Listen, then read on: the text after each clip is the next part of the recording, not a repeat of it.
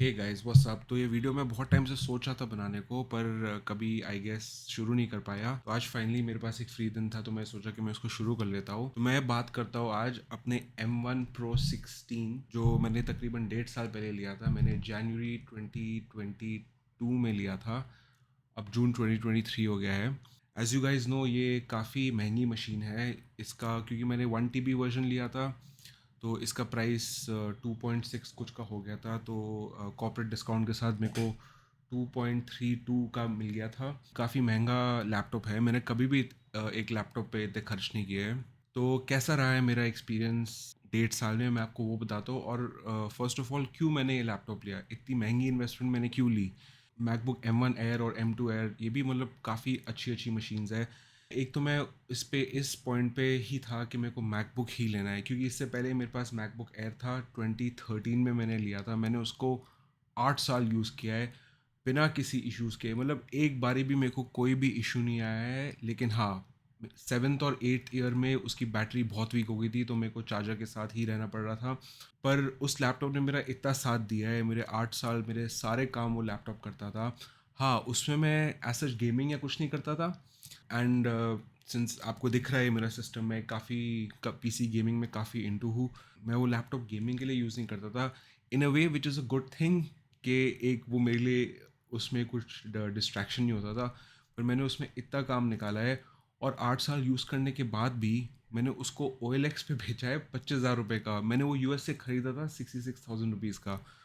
तो आप खुद सोचिए कि वो 25,000 रुपये बेसिकली मेरे लिए प्रॉफिट है। वो लैपटॉप मेरे लिए प्रॉफिट रहा, क्योंकि 8 साल चीज़ यूज़ करने के बाद वो फिर भी 33% वैल्यू उसकी मेरे को मिल गई। एक काफ़ी ग्रेट चीज़ थी वो। आई थिंक ये एप्पल के प्रोडक्ट्स में ही होता है। मैंने भी एक्सपेक्ट नहीं किया था कि मेरे को इतने पैसे मिल जाएंगे OLX पे। तो खैर, मैं काफ़ी स्ट्रिक्ट अपने डिसीजन में था कि मेरे को एक मैकबुक ही चाहिए।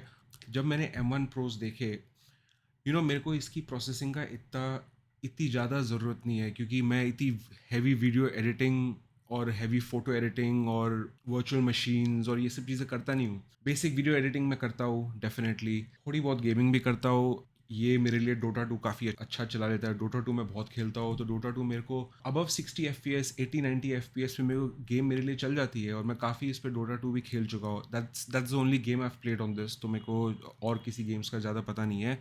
पर हाँ, वीडियो एडिटिंग में मैं डाविंची रिजॉल्व इसमें यूज़ करता हूँ, बहुत ही अच्छी तरह काम करता है। बट एनीवेज, मैं थोड़ा पॉइंट से हट गया हूँ। क्यों मैंने ये मशीन ली और क्यों मैकबुक एयर क्यों नहीं। हालांकि ये मशीन थोड़ी भारी थी, काफ़ी बड़ी थी। आप लोग बोलोगे कि आप मैकबुक प्रो 14 इंच ले लेते, पर मैंने जब एप्पल स्टोर पे जाके 16 इंच वाला मॉडल देखा और उसका डिस्प्ले देखा, इतना बढ़िया डिस्प्ले था, इतना बढ़िया रेजोल्यूशन था, प्लस प्रोमोशन। क्या है, मैं पीसी में 144 FPS यूज़ कर रहा हूँ, I don't know, may be 7-8 सालों से। तो वो वापस 60 हर्ट्स पे जाना ना, और मेरे को अपने मैकबुक एयर के बारे में ये चीज़ बहुत बॉदर करती थी। वो 60 हर्ट्स में ना थोड़ा मज़ा नहीं आता था। मेरे को तो अबव 120 हर्ट्स की आदत लग गई थी। मैकबुक एयर वो चीज़ आपको दे नहीं रहा था, ये आपको 120 हर्ट्स प्रोमोशन दे रहा था। तो that was one big point. Then the beautiful display, because the thing is, मैं ये लैपटॉप मूवीज़ के लिए भी बहुत यूज़ करता हूँ, और इसका डिस्प्ले इतना बढ़िया है। सो आई थॉट कि ठीक है, इट इज़ काइंड ऑफ एक मतलब एंटरटेनमेंट पर्पस वाला वो रीज़न है। द थर्ड थिंग वाज इसके स्पीकर्स मेरे को इतने बढ़िया लगे। और एक काफ़ी एक्चुअली ना काफ़ी कन्वीनियंट चीज़ होती है, क्योंकि देखो, वैसे मैकबुक एयर के भी स्पीकर्स बहुत अच्छे हैं। इवन मेरा पुराना मैकबुक एयर, उसके भी स्पीकर्स बहुत अच्छे हैं। Someone really close to me has the new M2 MacBook air.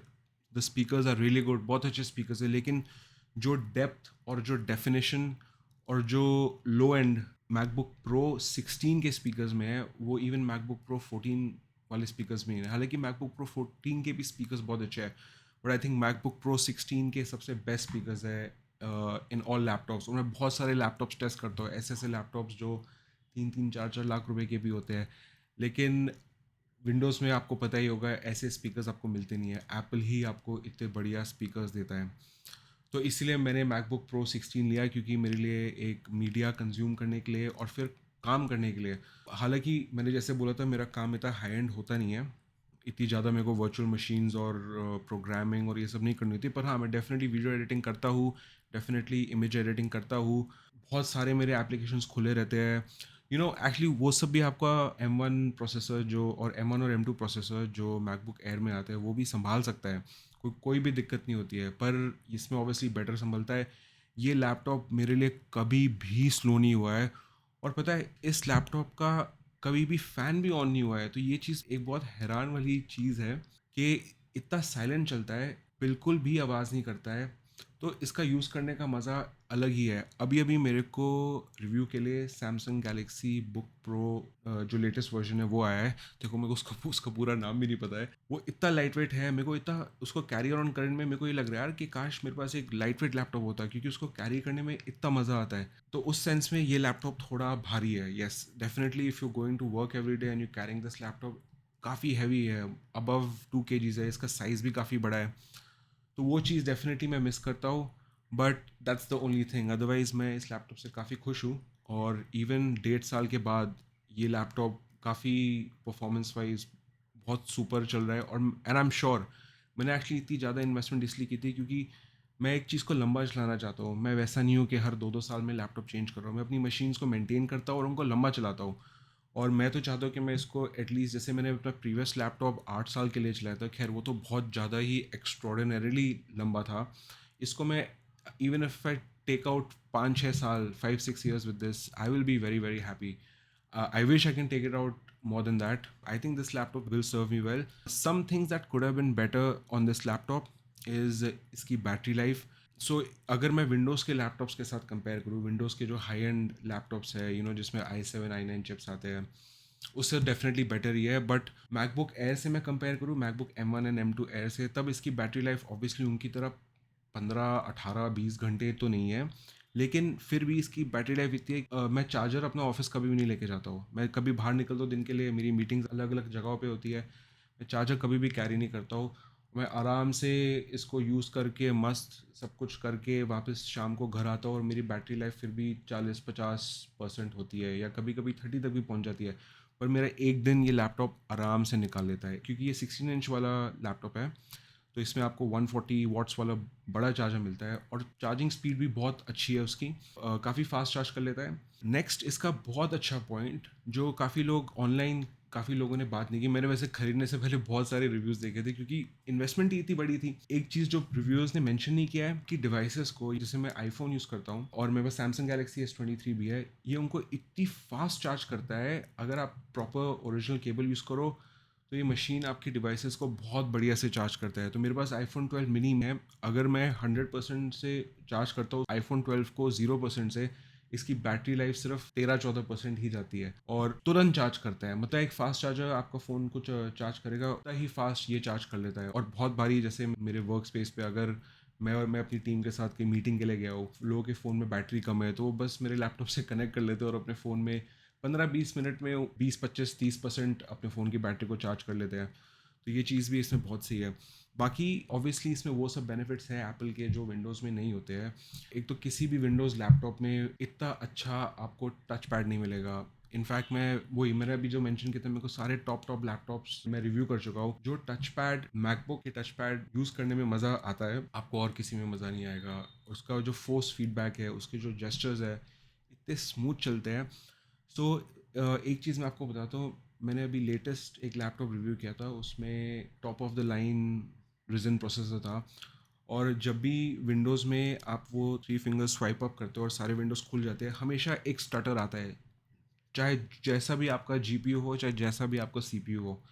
ये चीज़ मेरे को समझ नहीं आई कि विंडोज़ के अपने आप को ऐसे भी इतनी अच्छी तरह ऑप्टिमाइज़ नहीं कर सकता कि उसका जो वो वाला फीचर है उस पे भी थोड़ा अटक अटक के वो चलता है, लेकिन मैकबुक पे आपको कभी भी स्टटर्स नहीं आएंगे।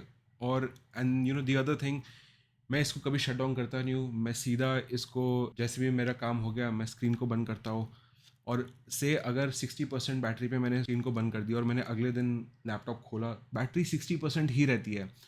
इस डिपार्टमेंट में विंडोज़ लैपटॉप्स ने बहुत इम्प्रूवमेंट आई है, लेकिन फिर भी अभी जैसे मैं दूसरे लैपटॉप्स टेस्ट कर रहा हूँ with the latest Intel architecture, बहुत इम्प्रूवमेंट आई है। Definitely hats off to Intel, उन्होंने इस पर बहुत काम किया है। उन्होंने जो उनका लो पावर स्टेट मोड है उस पर काफ़ी काम किया है, क्योंकि पहले तो इंटेल लैपटॉप को अगर आप बिना शट डाउन करे हिट को बंद करते हो तो बैटरी लाइफ फिर भी मस्त जाती है, और मैंने एक दिन अगर स्क्रीन को ऑफ छोड़ी है तो मेरी बैटरी लाइफ ऐसे नहीं है कि सेम रहती है जैसे मैकबुक पे, पर 7-8-10% तो बैटरी जाती ही है। खैर इंटेल ने बहुत इंप्रूव किया है, पर फिर भी मैकबुक के पास भी नहीं है। बस अपने डेस्कटॉप पे i9 3900K है, जो ऑब्वियसली अभी सबसे टॉप एंड कंज्यूमर प्रोसेसर है। लेकिन फिर भी पता नहीं ये विंडोज़ की ऑप्टिमाइजेशन है क्या है, मेरे को अपने मैकबुक पे ज़्यादा स्मूदर लगता है सब कुछ काम करने को। मेरे पास इस पे डबल द रैम है, और obviously processor way too high end है, लेकिन फिर भी मज़ा तो मेरे को मैकबुक में ही काम करने में आता है, क्योंकि उसकी स्मूथनेस, सब कुछ सारा फ्लो इतना बढ़िया होता है, चीज़ें एज एक्सपेक्टेड वर्क करती है। विंडोज़ थोड़ा सा, स्पेशली सिंस विंडोज़ 11 उन्होंने काफ़ी, देखो मेरे को तो पसंद नहीं आ रहा है। आई थिंक विंडोज़ 7 उनका लास्ट एक स्टेबल डिसेंट ऑपरेटिंग सिस्टम था। उसके बाद से Microsoft has been all over the place. उन्होंने अपनी ऑफिस ऐप्स और इतना इतने मतलब सब कुछ बहुत ही खिचड़ी पका दी उन्होंने अपने ऐप्स की। तो बस यही है मेरे को इसके बारे में कहना। अगर आपके कुछ थॉट्स हैं मैकबुक प्रो 16 के बारे में, कुछ घंटे पहले ही एप्पल ने M2 प्रो लैपटॉप अनाउंस किए हैं, और मैं अपने आप को बहुत अंदर से कंट्रोल कर रहा हूँ कि मैं इस एक्सचेंज ना करवा लूँ। पर नहीं, एक्चुअली ज़रूरत नहीं है, क्योंकि M2 प्रो में ज़्यादा इंप्रूवमेंट है नहीं। हाँ, 20% ऑन एवरेज परफॉर्मेंस का इंप्रूवमेंट है, बैटरी लाइफ का काफ़ी इंप्रूवमेंट है, बाकी हर एक चीज़ बिल्कुल सेम है। तो इसलिए मेरे को अपग्रेड करने की ज़रूरत नहीं है। तो हाँ, बस यही कहना है मेरा इस लैपटॉप के बारे में। आपके क्या थॉट्स है मेरे को कमेंट से बताइए। अगर आपको ये मेरा वीडियो पसंद आया और चाहते हो कि मैं ऐसे और detailed in depth take videos निकालूँ हिंदी में, तो प्लीज़ चैनल को लाइक करिए और सब्सक्राइब करिए। अगर आप चाहते हो कि मैं ये वीडियो इंग्लिश में भी निकालूँ, तो प्लीज़ कमेंट्स में मेरे को बताइए। Thank you. Sahil out.